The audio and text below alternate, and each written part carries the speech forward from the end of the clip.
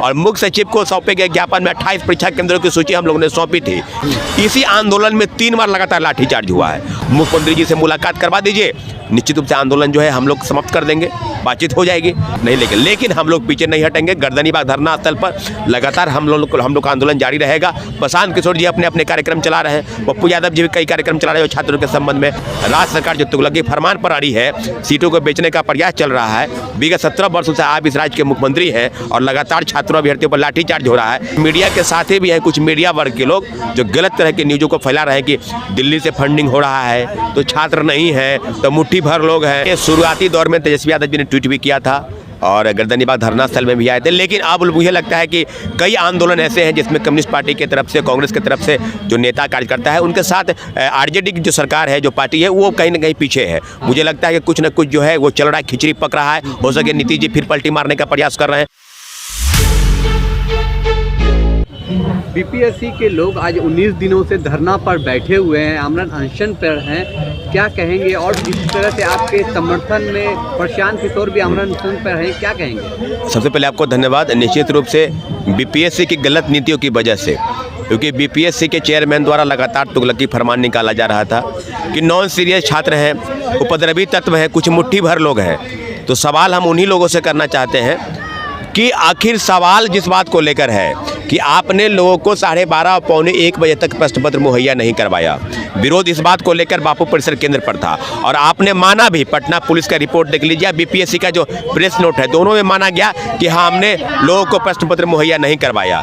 इसके बाद ये तय हुआ कि परीक्षा जो है आगामी यानी आज 4 जनवरी को ली जाएगी और 22 परीक्षा केंद्र बनाए गए। आप पहले एक परीक्षा केंद्र की बात कर रहे थे, आज आपने 22 परीक्षा केंद्र बनाया। तो मैं पूछना चाहता हूँ कि मात्र एक परीक्षा केंद्र के अलावा अगर कहीं 2 या 5 केंद्रों पर गड़बड़ी होती तो निश्चित रूप से पूरी परीक्षा को आप रद्द कर देते। 22 परीक्षा केंद्रों की परीक्षा को इसमें शामिल किया जाए और मुख्य सचिव को सौंपे गए ज्ञापन में 28 परीक्षा केंद्रों की सूची हम लोगों ने सौंपी थी। लेकिन इसके बावजूद भी सरकार का कह लीजिए या बीपीएससी का कह लीजिए, प्रत्यक्ष या अप्रत्यक्ष रूप से जो छात्रों की डिमांड है या हम लोग की डिमांड है उसको दरकिनार करते हुए एक फैसला किया है कि 200 एसडीएम और 136 पद को हमने बेच दिया है। आप लाख नाक रगड़ के मर जाइएगा, हम लोग आपकी बात को नहीं सुनेंगे। आप लोगों पे जो लाठीचार्ज हुआ था, आप तो शांतिपूर्वक तरीके से बैठे हुए थे, दिख रहा था, वीडियो फुटेज में भी ये दिख रहा था, और जिस तरह से लाठीचार्ज किया गया उस पर आप लोग फिर क्या कहेंगे? देखिए, लाठीचार्ज जो है ये आज पहली बार नहीं हुआ है। विगत 5 सालों का आंकड़ा देखेंगे, 5 सालों का, तो 83 बार लाठीचार्ज हुआ है। आंगनबाड़ी रसोइया जो महिला केंद्र है उन पर, या शिक्षक बहाली के जो अभ्यर्थी है उन पर, बीपीएससी, दरोगा, सिपाही, या जो बेल्ट्रॉन वाले हैं उन पर, जो अमीन वाले हैं लोग उन पर। यानी कहने का मतलब है कि सारी बहाली प्रक्रिया में सभी लोगों पर लाठीचार्ज करवाने का काम बिहार सरकार द्वारा हुआ है। इसी आंदोलन में 3 बार लगातार लाठीचार्ज हुआ है और लाठीचार्ज के सिलसिले में अगर कहा जाए तो एक भी वीडियो आप दिखा दीजिए।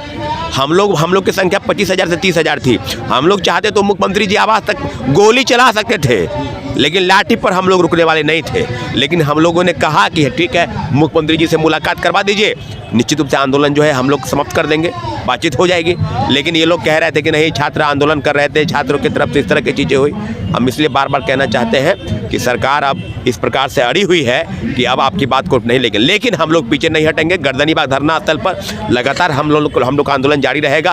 प्रशांत किशोर जी अपने कार्यक्रम चला रहे हैं, पप्पू यादव जी भी कई कार्यक्रम चला रहे हैं छात्रों के संबंध में। तो निश्चित रूप से हम लोग पीछे नहीं हटेंगे। एक चीज़ का हिसाब जो है अब लिया जाएगा। राज्य सरकार जो तुगलकी फरमान पर अड़ी है, सीटों को बेचने का प्रयास चल रहा है। विगत 17 वर्षों से आप इस राज्य के मुख्यमंत्री हैं और लगातार छात्रों अभ्यर्थियों पर लाठीचार्ज हो रहा है। लेकिन एक चीज़ और है, कुछ मीडिया के साथ भी है कुछ मीडिया वर्ग के लोग जो गलत तरह की न्यूज़ों को फैला रहे हैं कि दिल्ली से फंडिंग हो रहा है तो छात्र नहीं है तो मुट्ठी भर लोग हैं। तो कई तरह की चीज़ें जो है प्रचारित की जा रही है। इस मामले में भी उनको एक सलाह देना चाहते हैं कि आप अगर किसी के बहकावे में हैं तो बहकावे में आप नहीं रहे। जो चीज़ हो रहा है उसी को आप दिखाएं, उसी पर को आप छापें। निश्चित रूप से गलत तरीके से छात्र आंदोलन को भटकाने का प्रयास चल रहा है। नेता प्रतिपक्ष तेजस्वी यादव भी आप लोगों के समर्थन में आए थे, क्या कुछ बातें निकल के आई? देखिए, शुरुआती दौर में तेजस्वी यादव जी ने ट्वीट भी किया था और गर्दनीबाग धरना स्थल में भी आए थे। लेकिन अब मुझे लगता है कि कई आंदोलन ऐसे हैं जिसमें कम्युनिस्ट पार्टी की तरफ से, कांग्रेस की तरफ से जो नेता कार्यकर्ता है, उनके साथ आरजेडी की जो सरकार है, जो पार्टी है, वो कहीं ना कहीं पीछे है। मुझे लगता है कि कुछ न कुछ जो है वो चल रहा है, खिचड़ी पक रहा है। हो सके नीतीश जी फिर पलटी मारने का प्रयास कर रहे हैं, तो नीतीश जी पलटी मार ले चाहे नहीं पलटी मारे, छात्र हम लोग का आंदोलन जारी रहेगा। और निश्चित रूप से मुख्यमंत्री जी के खिलाफ में आंदोलन है, ये बिहार सरकार के खिलाफ में आंदोलन अब है। पहले बीपीएस के खिलाफ में था, अब यह आंदोलन बिहार सरकार के खिलाफ में होगा, उससे गलत नीतियों के खिलाफ में होगा। आखिर एग्जाम आखिर रद्द क्यों नहीं कर रही है? भाई रद्द कैसे कर देगी? पैसा उठा लिया गया है, जो 200 सीट एसडीएम का है, 136 डीएसपी का पद, उसको बेच दिया गया है, तो फिर कहाँ से अब बैक? एक छोटा सा डिमांड है, परीक्षा आप फेयर तरीके से नहीं आयोजित करवा पाए, आप पीटी का परीक्षा दोबारा ले लीजिए। कोई बहुत बड़ा डिमांड तो था नहीं, लेकिन ये लोग अड़े थे कि नहीं हम लोग नहीं करवाएंगे। बोल तो रहे कि सबूत दिखाइए ना आप हमको, सबूत दिखाएं। पूरा रिपोर्ट सौंप दिया गया है, 28 परीक्षा केंद्रों की जांच एजेंसी आपके पास है, सबूत हम लोग कहाँ से दिखाएं? आप तो पहले बोलते थे पेपर लीक पर हम थोड़ी बोल रहे हैं, हम लोग तो कह रहे हैं कि डबल शिफ्ट में जैसे ही परीक्षा आयोजित हुई वहाँ पर सामान्यीकरण लागू होगा। अब पूरी सूची सौंपी गई है, उनको जांच करवा ली वो लोग कि कहाँ पर क्या गड़बड़ी हुआ है।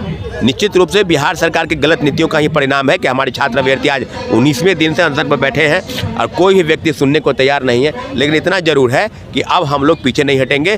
गलत नीतियों के खिलाफ में बिगुल जो है फूंक चुका था पहले, और अब उसकी शुरुआत अब अलग तरीके से होगी। आंदोलन जो है एक अलग तरीके से आयोजित होगा। तो ये आपका लगातार चलता ही रहेगा? निश्चित रूप से आज 19 दिन हुआ है ना, ये लोग देखते जाएंगे कितने दिन तक चलता है, लेकिन हम लोग पीछे नहीं हटेंगे। प्रशांत किशोर जी का भी कार्यक्रम चल रहा है और हम लोग का गर्दनीबाग में जो धरना चल रहा है वो अनवरत चलता रहेगा जब तक हमारी मांग पूरी नहीं हो जाती है। सिर्फ एक परीक्षा की बात नहीं है, राज्य की तमाम परीक्षा एजेंसी सब में पेपर लीक धांधली सेटिंग का खेल जो वर्षों से चल रहा है उसको ध्वस्त करने के लिए ये आंदोलन चलेगा। और निश्चित रूप से हमारी मांग सिर्फ एक पेपर को लेकर नहीं है, सभी जगहों से इस तरह की चीजें हो रही है। क्वेश्चन आंसर का भी कुछ सवाल उठ रहा है, देख रहे हैं कि सिंपल सा क्वेश्चन बीपीएससी के लिए दिया हुआ है, जैसे कि कहा गया ताजमहल कहाँ है, आगरा में है, बिहार में है, ये वो इस टाइप का कुछ। हाँ, इसी तरह का प्रश्न पत्र पूछा जाएगा कि नीतीश कुमार जी क्या बिहार के मुख्यमंत्री हैं, कितनी बार मुख्यमंत्री बने, बीपीएससी कार्यालय बेली रोड में कहाँ पर है, इसी तरह का प्रश्न पत्र पूछने की पद्धति जो है इनकी है। और निश्चित ग्रुप डी का सवाल आप पूछ के और एसडीएम और डीएसपी बनाएंगे। कहीं ना कहीं जो खेल है, जो दाल में काला है, वो बीपीएससी द्वारा चल रहा है और सत्ता पक्ष हो या विपक्ष के लोग हों, सभी सीटों को खरीदने का प्रयास कर रहे हैं। और मुझे लगता है कि खरीद चुके हैं और बस इस नाम मात्र की बहाली प्रक्रिया चल रही है। क्या नाम है? सौरभ कुमार, छात्र नेता।